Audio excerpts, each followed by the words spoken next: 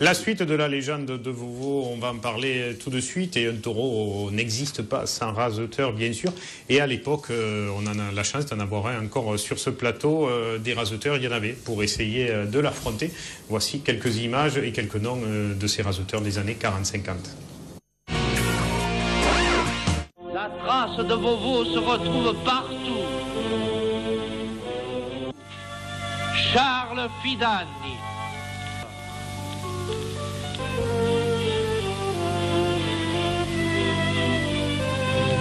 La qualité de l'un, c'est-à-dire qu'un était une brute, que petit à petit il s'est amélioré au point de vue rasé. Il consistait qu'une chose de s'adapter à leur qualité à eux, pas aux qualités du rasoteur. Le rasoteur était d'accord, mais il faut s'adapter d'abord aux qualités du taureau.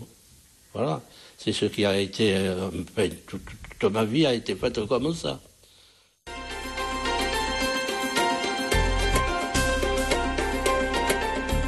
J'ai raté à Nîmes, à Beaucaire, à Château-Renard et à Roquelaire. Le taureau chassait, il chassait beaucoup. Il chassait, il était là, mais il était franc, quoi. Au rasier, il était franc. Il n'y a qu'à la poursuite qu'il fallait faire réellement attention, hein, parce que tu manques de ton coup, c'est mort. Hein.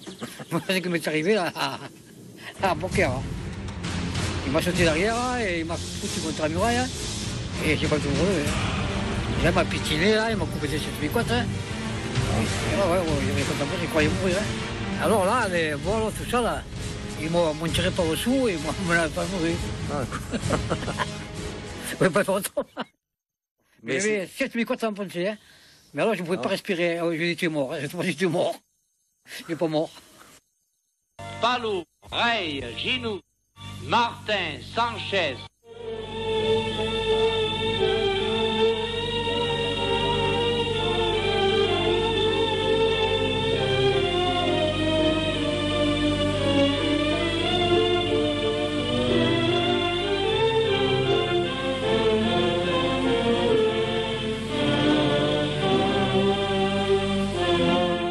J'ai du mérite, et quand je rasetais, j'étais engageant en faute, tout le monde me connaît, dans des charrettes, c'est comme ça que j'ai pris pour le corps, parce que quand j'ai voulu monter sur un charrette, ils ont monté. Moi, je restais par terre, je devrais être mort, ouais. Ils me prennent, ils me suspendent, restait la corde suspendue, je redonnais 1 million. Il n'y avait pas de photographe à ce moment-là, tu comprends? Et venez, quand j'ai vu que j'allais mourir, il a attrapé le taureau par la queue, et en tirant le taureau, il s'est baissé, et moi. Mais là, j'ai morflé, parce que s'il ne fait pas ça, je pars avec le taureau, avec la corde. Non, non, ça m'a handicapé. J'ai fait 7 ans à Moitane, alors je ne pouvais pas gagner de trophée, c'était impossible. 1 an dans mon lit. Oh. Ah ouais? Ouais, regarde. T'as jamais traversé? Et regarde le genou. Voilà. Regarde. J'avais 18 pour le corner. J'étais le seul raseteur. Il y avait voilà, il y avait Fidani, Falomir. Tu sais qu'il reste un quart d'heure, le taureau. Ouais. Je rasetais 10 minutes tout seul, le taureau. Tout assis, mais puisque les finales étaient finies. Et il me l'a tellement qu'il se régalait. Et là, il me tournait, allez, bim, boum, bang, et il venait des fois dans le couloir. Il n'y avait pas de photographe. Quel dommage, à ce moment-là. J'étais le plus jeune, hein. Et je vous dis, c'est Jeannot qui m'a fait raseter Vovo. Parce que s'il y avait eu cette blessure, j'aurais jamais raseté Vovo, hein. Et les jeunes, on en voulait, moi. Quand je rasetais Vovo, à 2h, à 3h, j'étais au travail. À 4h, les arènes étaient pleines. Il y avait 18 000 personnes. Il était méchant. Méchant, puis il était rapide. Hein. À 10 ans, il était rapide. Hein. Quand t'arrivais, on lui passait à travers comme un char d'assaut. Puis des fois, il y avait des jours, il cassait avec la rasette, tu vois. Il était le patron, c'était le maître. Ah, c'était un taureau, il était très rapide. Et oui, c'est vrai, il était rapide, mais moi, quand je l'ai raseté, c'est vrai, j'avais 20 ans, j'ai commencé un peu, si tu veux. Je ne l'ai pas raseté dans sa grande forme, mais il était dans cette partie de sa carrière qui est un coup oui, un coup non. Puis après, alors quand même, à Saint-Giniès de Malguarès, il est sorti un trio qu'on a pu revu depuis. Il y avait Combarmont, Velay et Martin. Les trains, il n'y avait pas beaucoup de voitures. Les gens prenaient le train pour les Vovo. Alors il y avait toujours 6 bons taureaux, 5 bons taureaux. Mais on venait voir Vovo.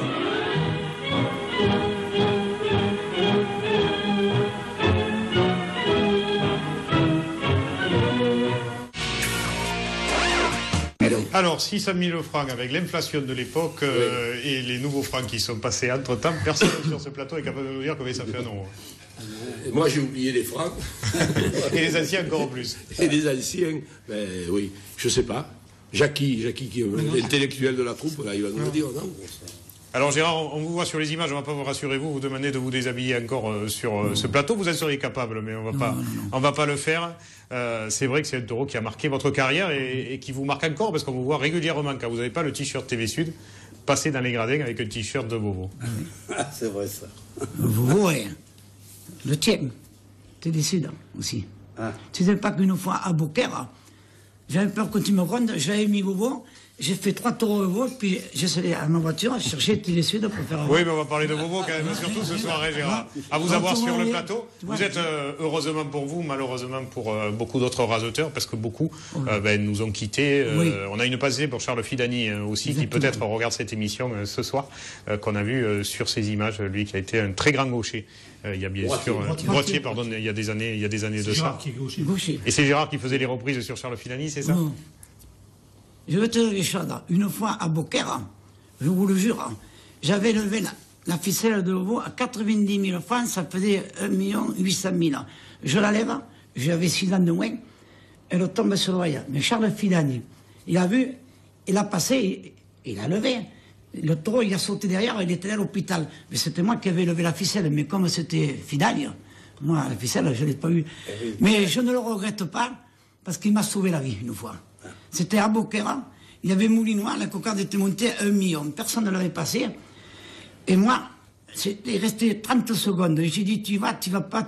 J'avais tellement peur. Quand je suis relevé la barrière, je me suis placardé et Fidan, il m'a sauvé. Il a jeté la serviette et en jetant la serviette, moi j'étais mort. Et de Vovo, vous en gardez quel souvenir, Gérard, puisque vous l'avez raseté souvent et vous faisiez partie à l'époque de cette génération des plus jeunes raseteurs qui ont pu j'avais 6 ans de moins, moi, avec Falomir. Pas d'aujourd'hui, que de Falomir. Oui, mais c'est à Lunel.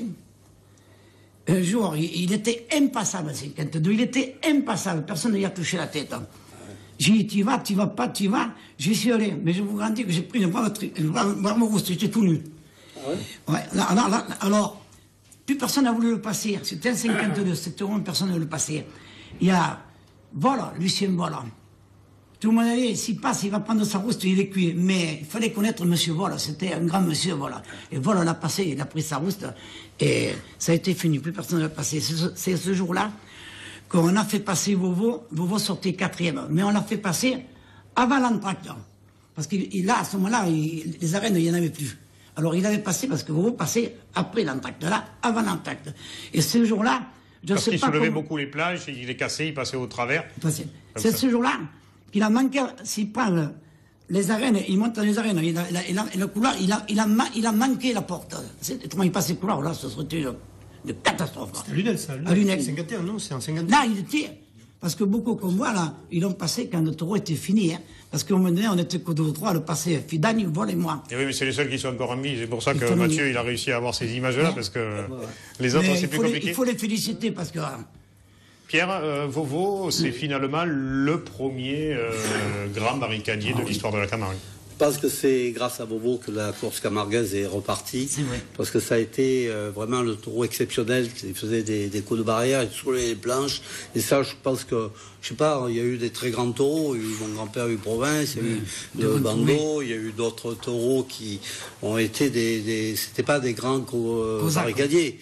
Mais voir ce que faisait Vovo, c'est tout à fait exceptionnel. Et si aujourd'hui la course est repartie, du reste on le voit.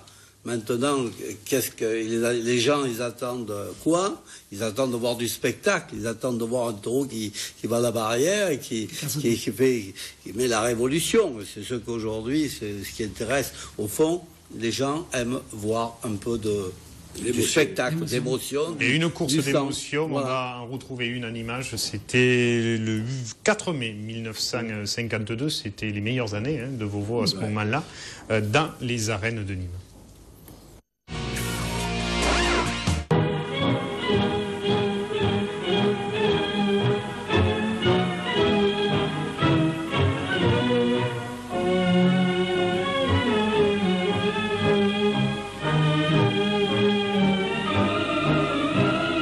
4 mai 1952, aux arènes de Nîmes, Vovo effectua l'une des plus grandes courses de sa carrière, bousculant en particulier le jeune Gérard Martin à 2 reprises.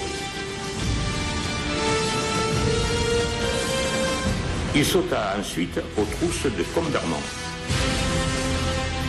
Ernest Velay se retrouva dans le berceau des cornes sur toute la longueur de la piste et sur le coup de barrière qui suivit, traversant les planches avec Vovo.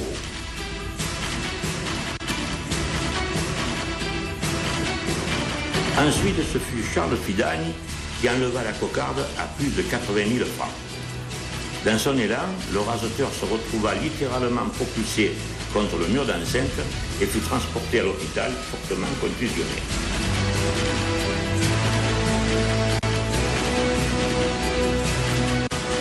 Il fallait être sur les gradins pour ressentir l'extraordinaire ambiance du moment et la grande émotion du public. Il était fou ce taureau, il tapait de partout. Et il fallait arrêter la course après lui pour réparer les barrières. Hein. Mais les barrières étaient moins solides que maintenant aussi, tu vois. Il démontait tout, il tapait dans le béton, il avait des cornes mais complètement arrondies. Hein. Il avait perdu au moins 10 cm. Hein. Et alors on partait ensemble, hein. Et puis quand il arrivait aux planches, il démolissait tout. C'était une brute, voilà. Et des taureaux comme ça, on en parlera dans 100 ans. C'est un taureau qui était très méchant. Il fallait être, moi je vous le dis, tout le monde a vu ça, tu t'es gonflé de raseter Vovo. Il avait les cornes coupées, il était, à force de couper les barrières, et il s'était coupé les cornes et tout.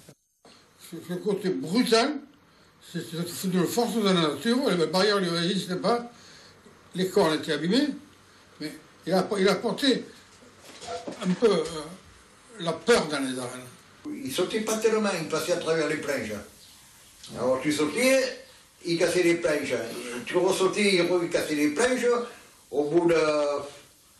pas toutes les arènes hein, et toutes les courses, parce que comme tous les taureaux, il y avait des jours qu'il était plus décidé que l'autre. Hein. Mais il y avait des courses qu'après tu n'avais plus de barrière, hein. Tout était démonté, alors tu faisais un radé. C'était bien beau de dire je fais un radé, mais tu ne savais jamais où ça allait s'arrêter. Il passait à travers les planches complètement. Hein. Il était fou. Pour moi, il était fou ce taureau. Il se jetait. C'était quelque chose, c'est vrai. Il était pas dangereux pour te mettre un coup de corne, parce que d'abord ses cornes étaient coupées en moitié, mais il pouvait t'écraser contre un mur, c'est ça qui te faisait peur. Vovo, Kozak, Gandar, Jeannot, quelle affiche ce jour-là, Jackie? Ah oui, superbe course. Non, mais ce qu'il faut dire que c'était un taureau exceptionnel. Par exemple, là, il y a eu le sanglier, puis après il y a eu Vovo, puis il y a eu Goya. C'est des taureaux qui repoussent les limites, c'est vrai. C'est pour ça qu'il y a plein de polémiques autour de ces taureaux. Et là, maintenant, actuellement, on attend le taureau qui va arriver et qui va surprendre un peu l'afition. Et... C'est sûr, en plus de ça, il faut dire une chose, c'est qu'on sortait de la guerre et les gens avaient envie de s'éclater. Et il est sorti ce taureau alors qu'on avait l'habitude de voir des taureaux classiques qui sortaient dans des plans, qui étaient beaucoup plus tranquilles dans la piste. Il est sorti cette fureur, qui en plus de ça était bien soignée, et par Justin Bonafous, qui lui donnait un seau d'avoine tous les soirs à la bonne heure. Et il sortait avec une envie de tout casser, quoi. Et c'est ce qu'il faisait, il cassait tout. Alors Gérard, heureusement pour vous, hein, durant votre carrière et surtout face à Vovo, le taureau avait, à force de taper dans les plages, dans le béton ou autre, les cornes un petit peu limées, donc elles n'étaient pas forcément pointues, sinon vous auriez pris on ne sait combien de coups de corne par Vovo. Oh là là. Mais ce qu'on a oublié de dire, là, Vovo, là, quand il a arraché le poteau en ciment armé, vous savez, sur moi, là, il a fini sa carrière. La cocarde était montée à 200 000 à Beaucaire, et d'après, la cocarde était à 500 francs. Hein, le taureau, il s'est tué complètement, complètement. Hein. Il avait pris tellement des coups. Et autre chose que je veux vous dire, quand même, on n'a jamais vu ça en tauromachie, c'est que quand on parle de Beaucaire à 52, qu'on n'a pas voulu raseter Vovo, là. Parce que moi, je l'aurais raseté. Mais Falomir, j'ai monté sur la planche pour le raseter. Il m'a tiré, il m'a fait tomber. Il m'a dit, on n'est pas engagé, on ne le rasette pas. Alors là, ils sont venus nous voir, son père, hein, pour toucher 5 fois la tête de Vovo à Château-Renard. Et avec Falomir, on était d'accord. Jamais eu ça. Les arènes étaient pleines à midi. Les gens venaient de France à Château-Renard 70 et 70 km, 140 km en vélo pour venir voir vous. Ils partaient à 6 h du matin, ils arrivaient à 10 h du soir. Et les arènes, et les gens se battaient. Moi, pour passer le cours, je ne pouvais pas passer, il y avait tellement de monde, j'étais obligé de passer au milieu. Avant Goya, effectivement, Henri, ça a été le premier taureau vedette qu'a coaché votre père. Je pense avant Goya, avant Beauvau, quoi. Il y avait ce que je viens de dire, la guerre, tout ça, tout le monde avait envie de s'éclater. Mais comme l'a dit Jackie aussi, Beauvau a engendré Goya. Mais justement, par loustique interposée. De cette descendance vertigineuse chez vous, oui. mais aussi chez d'autres manades, oui. Puisqu'on sait que des bêtes ont été vendues, cueillies, etc. etc. On peut dire aujourd'hui que la moitié des bio d'or qui ont succédé proviennent de Beauvau. Ah, si on faisait... Même plus. Plus de la moitié. Plus de la moitié, Pierre. Plus de 80% des causes. Si on relevait les génétiques de certains taureaux, oui, on s'apercevrait que le sang Baroncelli, et chez nous, Paul Laurent ensuite, parce que si... Chez Blatière aussi, chez Lafont, il est passé chez Lafont. Ah, ben c'est pas un secret, c'est pas un secret. Il est sorti Santiago chez Blatière. Voilà, qui après a fait le CID. Aussi, Lyon. Oui, Lyon. Ça, on ne sait même pas si Vergesois n'est pas un descendant de vous. Je ne sais pas, mais bon... Écoutez, Jacques Blatière, on n'est pas sur le plateau, ne créons pas de polémique, ça les personnes invités. Non, mais moi, je peux dire ce que je sais, et ce que je ne sais pas, je ne le dis pas. Mais on va parler du